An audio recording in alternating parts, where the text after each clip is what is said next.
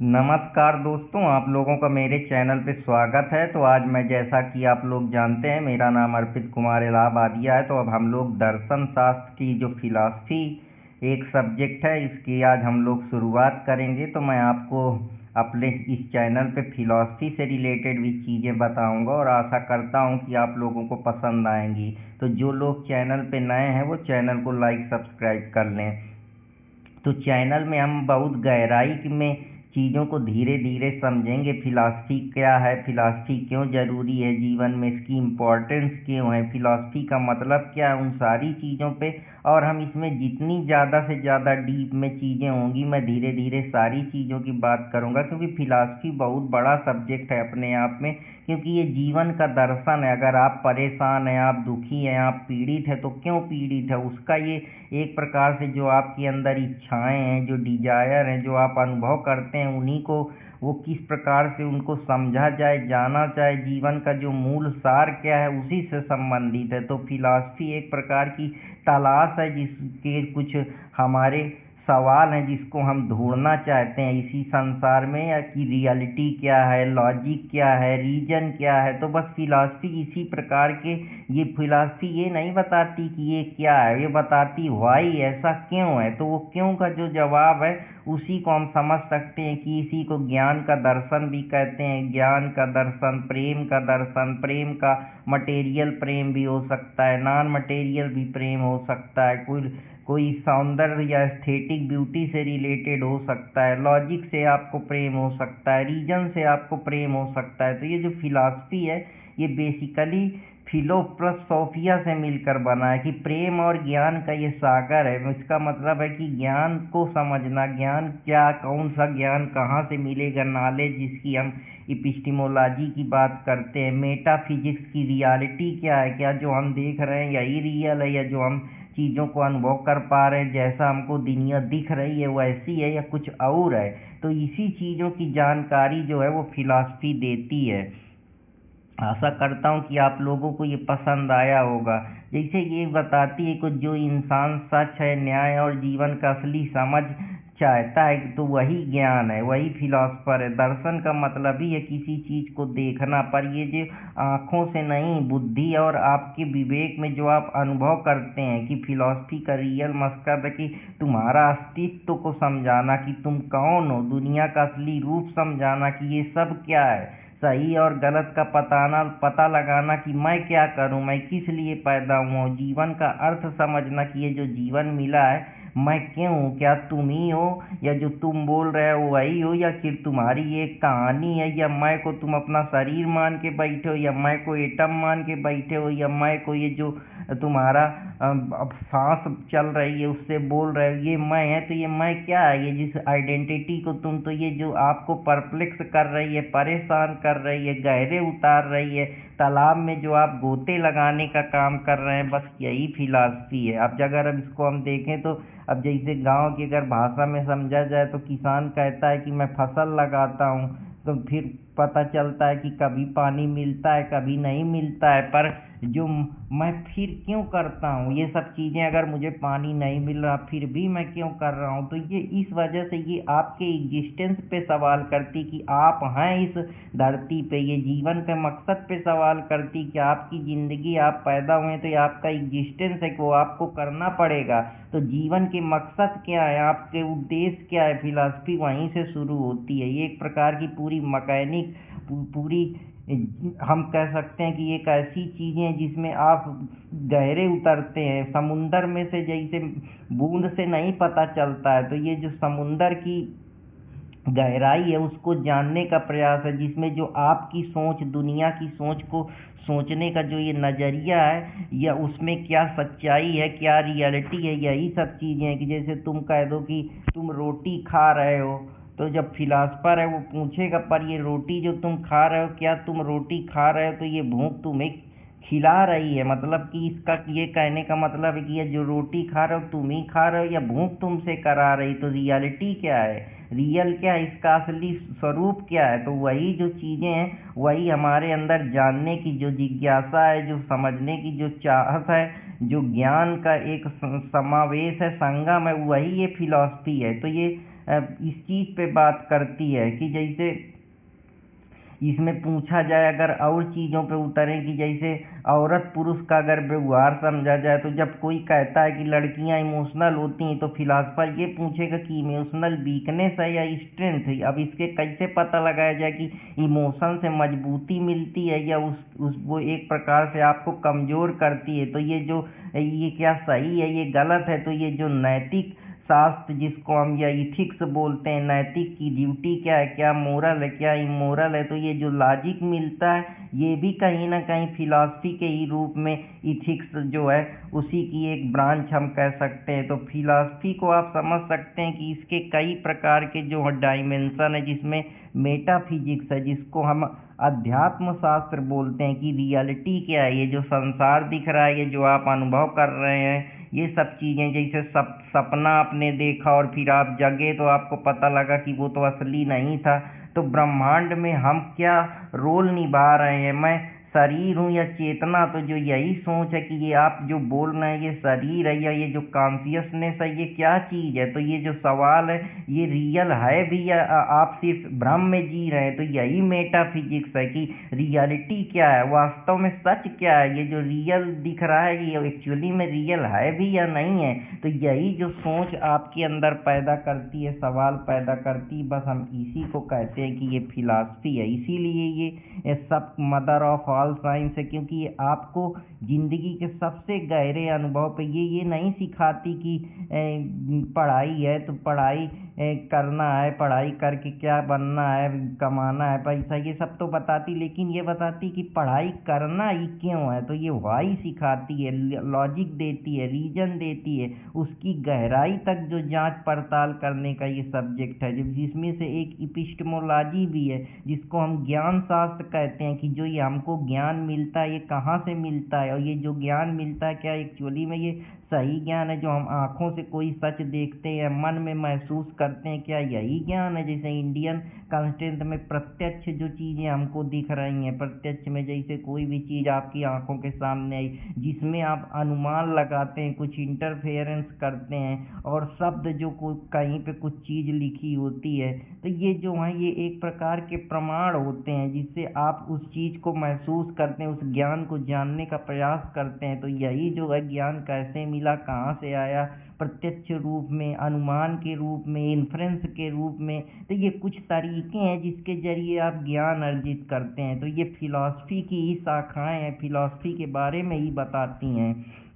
तीसरी जो है नीति शास्त्र है जिसको हम इथिक्स बोलते हैं कि क्या इस संसार में जो पाप करना, चोरी करना, क्या ये सही गलत, कौन चीज़ क्या सही है, कौन चीज़ गलत है, या सिर्फ सही गलत आपकी सोच है, या ये मीनिंग के कंटेक्स्ट पे डिपेंड करता है। ये सारी चीज़ें जैसे जेएल मैकेंजी की इरर थ्योरी है, वो कहता है सही गलत कुछ नहीं होता, वो शब्द के कंटेक्स्ट पे डिपेंड करता है, आपकी सोच पे डिपेंड करता है। तो सही और गलत का स्केल क्या है, ये कि चोरी करके भूख मिटाना क्या गलत है या नहीं है। तो अब चोरी करके भूख मिटाना, तो अब आप मरे जा रहे हैं, आपको भूख लग रही, तो स्वाभाविक सी बात है चोरी करके भी अगर आप खा ले रहे हैं तो क्या ये सही है। यही नीति शास्त्र है कि क्या मोरल है और क्या सामाजिक, जो दोनों वैल्यू के बीच में कॉन्फ्लिक्ट क्रिएट हो रहा है, ये जो एक प्रकार से इनका ये टुटका है, इसको किस प्रकार से समझा जाए। तो क्या ये सही है या गलत है, जो ये आप है कि आप मोरालिटी का एक तरफ पार्ट कर, एक तरफ वैल्यू को ध्यान दें कि मोरल को ध्यान दें। तो ये जो द्वंद्व है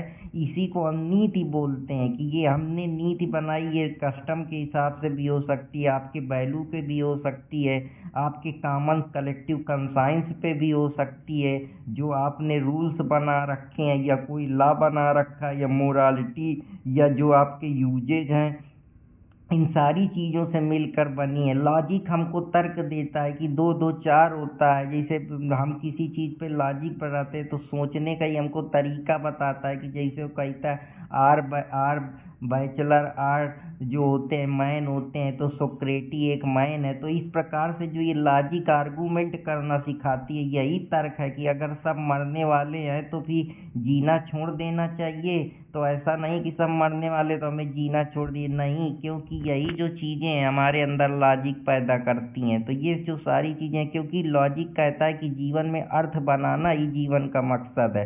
हो सकता है आप जैसा कर रहे हो उसमें आपको ऐसा ना कर पाए, लेकिन अब इससे ये थोड़े है कि आप हार मान के बैठ जाएं या थक मान के, क्योंकि अगर जीना है तो कुछ ना कुछ तो करना ही पड़ेगा। तो मीनिंग क्रिएट करनी पड़ेगी। मीनिंग कहीं से बन के नहीं आती कि आपको पका पकाया मिल जाएगा और आप खा लेंगे। जैसे आप पढ़ाई कर रहे हैं, अब आप पढ़ाई में आपका मन भी नहीं लग रहा, लेकिन आपको मेहनत करनी पड़ेगी। आपको जीना है तो कुछ ना कुछ करना पड़ेगा, कुछ मीनिंग क्रिएट करेगी। जैसे अल्बस कामस बोलता है कि ये लाइफ में एक अपसर्डिटी है, वो इसको सिपिलस पत्थर जैसे ऊपर से बार बार नीचे ऊपर नीचे होता है। तो ये उसकी नीयत, ये उसको वही काम रोज करना है। अब वो चाहे उस पर रोए चाहे गाए, या उसी पे वो अपना कुछ क्रिएशन करे, कुछ उस पर उत्पत्ति करने का प्रयास करे। तो ये जो चीज़ें हैं वहीं से कहीं ना कहीं एग्जिस्ट पे हमारे सवाल खड़ी करती हैं। जैसे सोरेन गॉड है, वो कहते हैं कि पहले हमारा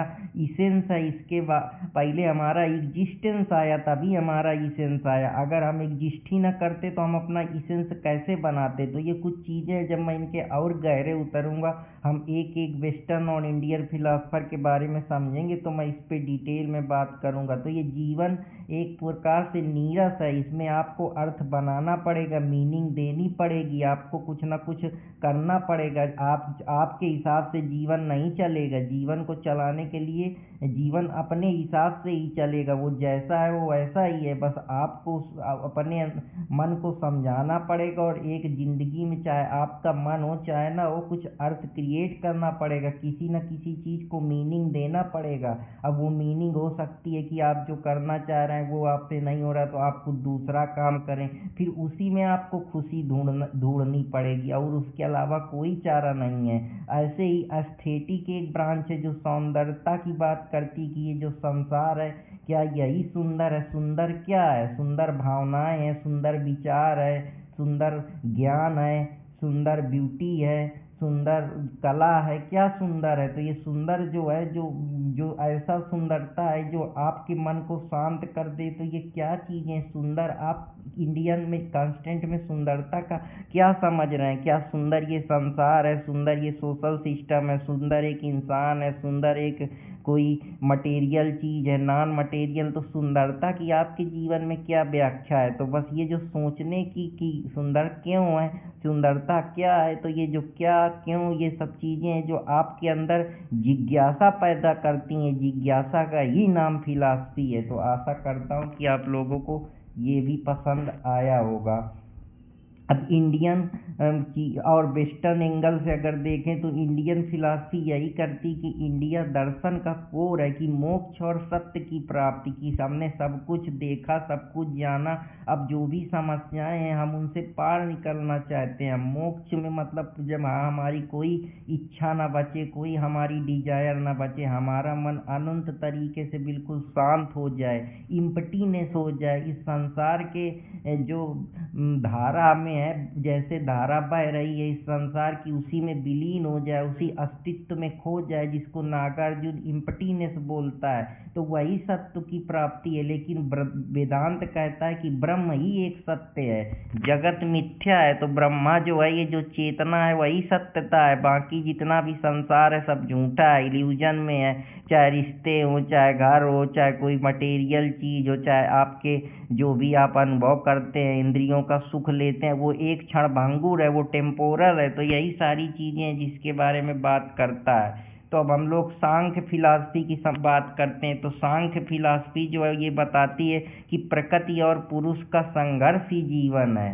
तो जो प्रकृति है, जो ये नेचर है, और ये जो पुरुष है, इनके बीच में जो स्ट्रगल है वही जीवन का आधार है। लेकिन योग कहता है नहीं, शरीर और मन का संयम जरूरी है। तो ये कुछ चीज़ें हैं जिनके बारे में फिलॉसफी बात करती है कि अगर जो आपकी बॉडी है और वो मन है उनमें बैलेंस बनाना बहुत ज़रूरी है। अगर आपका मन अलग चल रहा है, बॉडी आपकी अलग कोऑर्डिनेशन नहीं मेंटेन कर पा रही, तो आप कभी ट्रू गहराई को, ट्रू रियलिटी को नहीं जान पाएंगे। जबकि न्याय कहता है कि तर्क और प्रमाण से ही सच्चाई तक पहुंचा जा सकता है। जब आप लॉजिक लगाएंगे, इन्फरेंसेस ड्रॉ करेंगे, अनुमान और प्रमाण का यूज करेंगे, तभी आप न्याय तक पहुंच पाएंगे, जस्टिस तक पहुंच पाएंगे। लेकिन बुद्ध दर्शन करता है कि अगर इन संसार से निकटना है तो जो आपको परेशान कर रहा है, जो आपको दुख दे रहा है, जिससे आपको सफरिंग हो रही, चाहे वो आपकी डिजायर हो, चाहे कोई कामना हो, चाहे आपकी कोई चाह हो, तो अगर उन चाहों को आप त्याग देंगे तभी जो दुख है उससे मुक्ति मिलेगी। तभी आपको जो है असली ज्ञान को जान पाएंगे, असली संसार को समझ पाएंगे। अपने अंदर जो आपका मन विचलित है, परेशान है, इधर उधर भाग रहा है, उससे निकल पाएंगे। तो दर्शन हमको यही बताता है कि दुख से मुक्त होना ही ज्ञान है। तो आप अपने जीवन में देखते हैं कोई भी परेशानी होती है, जब हम किसी चीज़ पे ज़्यादा सोचने लगते हैं, जिसको हम एक्चुअली में पकड़ना चाहते हैं, बांधना चाहते हैं, अपने अधीन करना चाहते हैं, लेकिन हम उसको जब अपने अधीन नहीं कर पाते तो हमको दुख होता है। जैसे हम कोई चीज़ जीवन में पाना चाहते हैं लेकिन हमको नहीं मिलती है, तो वो हमारे दुख का कारण बनती। तो यही कहते हैं कि उस दुख से मुक्त होने का एक ही कारण है कि जो आपकी डिजायर है, जो आपकी इच्छाएं हैं, जो आपके बॉन्डेज जो आपको बांध के रखे हैं, उनको आप छोड़िए, उनसे डिटैचमेंट करिए, तभी आप दुख से निकल पाएंगे। कि संसार दुख का ही कारण है। अगर आप दुख से दूर नहीं जा पा रहे हैं और ये जो आपकी डिजायर, इच्छाएं, इनसे आप अगर मुक्ति नहीं मिल पा रही,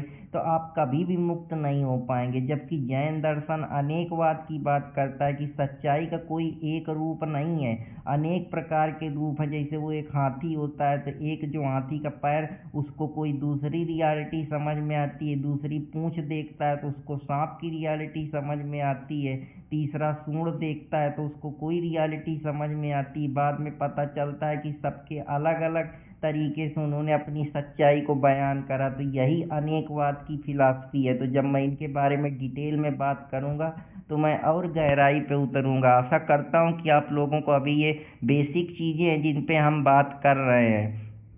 सुक्रेटी कुछ वेस्टर्न फिलासफर हैं जिन्होंने अपने अपने तरीके से जो चीज़ों को समझने का प्रयास करा, या फिलासफी को एक नई राह दी, नई डिफिनीशन दी, नई सोच दी, नया आयाम दिया, नई जो है एक स्ट्रक्चर उसको प्रोवाइड करा। तो यही है, सुक्रेटी कहते हैं कि नो थाई सेल्फ, कि अपने आप को समझो। जब तुम अपने आप को जान जाओगे कि मैं कौन हूँ, मेरे अंदर की इच्छाएं क्या हैं, जो मैं अच्छा बुरा सोच रहा हूँ वो कहाँ से आ रही हैं, तो जब तुम अपने सेल्फ की साइकोलॉजी या सेल्फ की फिलॉसफी को समझना शुरू कर दोगे, तभी बाहर परिवर्तन होगा। क्योंकि आप परेशान अपने अंदर के थॉट्स से, अपने विचार से, अगर आप अपने विचार, अपने थॉट्स को बैलेंस कर लेंगे और जैसा चीज़ें चल रही हैं उसी धारा में, उसी के प्रवाह में, फ्लो में बहने लगेंगे, तो आपको बहुत आसानी होगी। नहीं तो आप हमेशा दुख में से ही पीड़ित रहेंगे, परेशान रहेंगे। जैसा प्लेटो कहता है कि वर्ड ऑफ आइडिया का खेल है,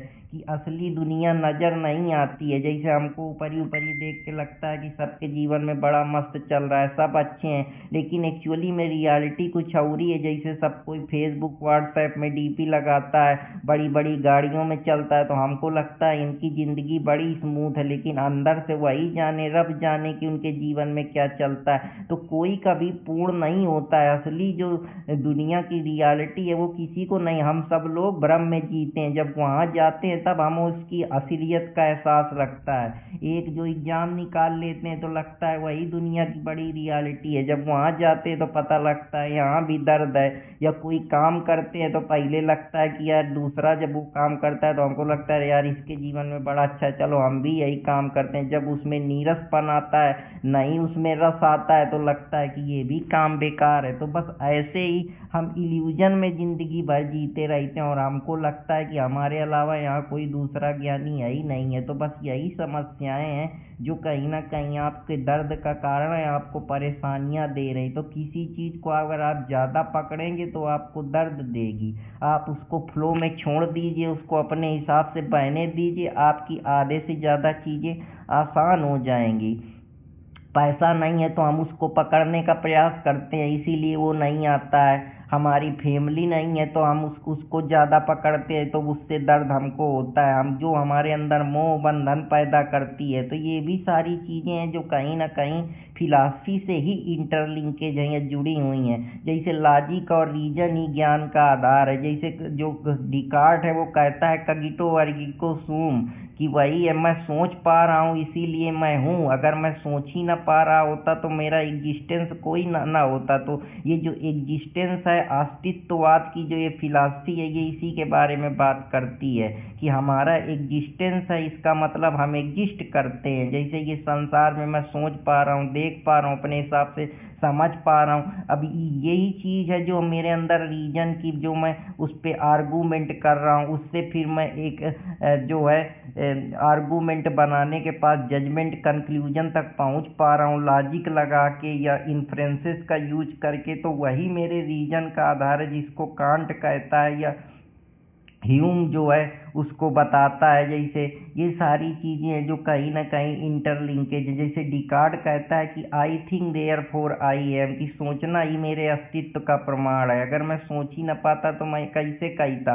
अब जो लोग कहते हैं कि सबसे जो खतरनाक फिलासफर नेस्जे आया, उसने कहा कि गॉड मर चुका है। ये जो इतने चर्च वाले थे ये कहते थे नहीं भगवान है, हमारे कंट्रोल में कुछ नहीं है, जो भी करता है भगवान करता है, रीजन से कुछ नहीं चलता। अब उसने कह दिया भगवान मर गया। अब इंसान को अपना मूल्य खुद बनाना पड़ेगा। तभी से जो ये एग्जिस्टेंस की फिलॉसफी आई कि पहले एग्जिस्टेंस है, इसके बाद हमारा जो है वो इसेंस है, या जो हम खुद की मीनिंग क्रिएट करते हैं। जैसे अल्बर्ट जो कॉमस का व्यू है कि लाइफ एब्सर्ड है, वो कह दिया कि अब गॉड है ही नहीं, जिसको जो दिखे ये दुनिया बस फोर्स की आंधी से चल रही, किसी को नहीं पता ये क्या हो रहा है। अब मान लो यहाँ गॉड है ही नहीं, अब क्या करेंगे। अभी तक तो गॉड था कि ये काम ना करो, ये अच्छा है, ये बुरा है। अब ना कोई चर्च है, ना कोई पादरी है, ना कुछ है, ना कुछ है। अब मान लो आप ऐसी जगह है, अब मान लीजिए आप समुद्र में अब आपको जाना है उस पार, तो अब क्या करेंगे।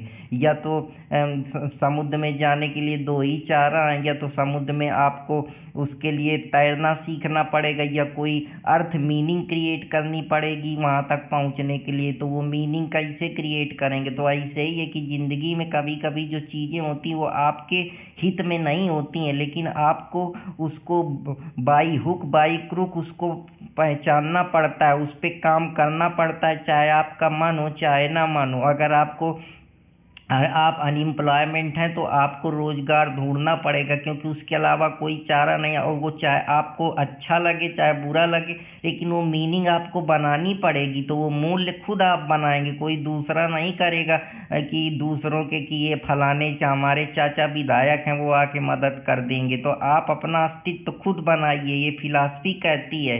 फिलॉसफी का जो आज के ज़माने में चाहे वो डिसीजन मेकिंग में हो या मोरल या प्रैक्टिकल सोच जो है, वो आपके जीवन में ये जो बदलाव लाती है, यही फिलॉसफी है।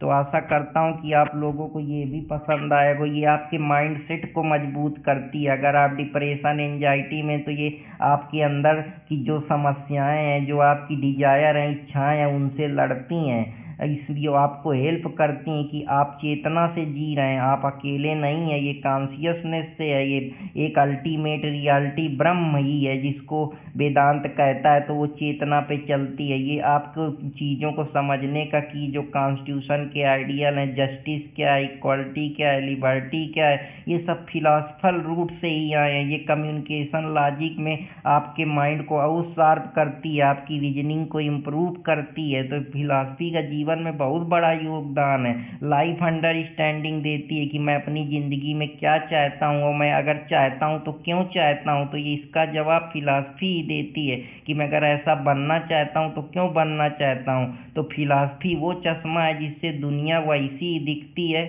जो पहले अंधेरा लगता था, अब उसमें कुछ कुछ रोशनी जगने लगी है, कुछ कुछ प्रकाश आने लगा है। कि अब गांव का भी बुढ़ा कहने लगे, बेटा पानी ऊपर से साफ दिखता है पर नीचे के कंकड़ तभी दिखते हैं जब तू घुटनों तक उतरेगा। तो जब तू गहराई तक उतरेगा तभी दुनिया की रियलिटी जान पाएगा। जो ऐसा चल रहा है लॉजिक से, विवेक से, रीजन से, थिंकिंग से, यही फिलॉसफी बताती। तो फिलॉसफी वही काम करती है कि आपके अंदर परिवार परिवर्तन लाती है सोच पे। तो अंतिम विचार फिलॉसफी का यही है कि पढ़ने का मतलब है कि ये फिलॉसफी तुम्हारे अस्तित्व को जगाती है, तुमको जगाती है, तुम्हारे अंदर सोच पैदा करती है, जो अंदर तुम फिर इस पे उतरोगे, इसमें जो चीज़ें हैं उनको जानने का प्रयास करोगे और अपनी ज़िंदगी को जो ये समस्याएं हैं, प्रॉब्लम है, टेंशन है, या जो ज़िंदगी जैसी दिखती है वैसी है नहीं, उसको दुनिया को जल्दी से समझने का जितना और आपके अंदर जो थॉट थिंकिंग परिवर्तन गहराई पैदा करती है। इसीलिए फिलॉसफी का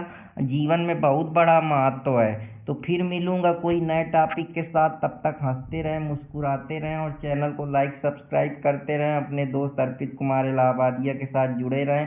तो ये आज मैं आप लोगों को फिलॉसफी का एक बेसिक आउटलुक दिया हूँ। अब अगले वाले टॉपिक में मैं आप लोगों को ब्रांचेज के बारे में पढ़ेंगे। फिर धीरे धीरे हम सारी जितनी चीज़ें हैं उनको एक एक करके समझने का प्रयास करेंगे और इसको प्रैक्टिकल ज़िंदगी में भी उतारेंगे कि हेल्थ में, एजुकेशन में, आपके सोचने समझने के नज़रिया, outlook, family, internal word, external word में किस तरीके से हेल्पदार है, मददगार है। तो फिर मिलूंगा, तब तक हंसते रहें, मुस्कुराते रहें और जो जो चैनल में नए हैं वो चैनल को लाइक सब्सक्राइब करते रहें और अपने दोस्त अर्पित कुमार इलाहाबादिया के साथ जुड़े रहें। जय हिंद दोस्तों, जय भारत।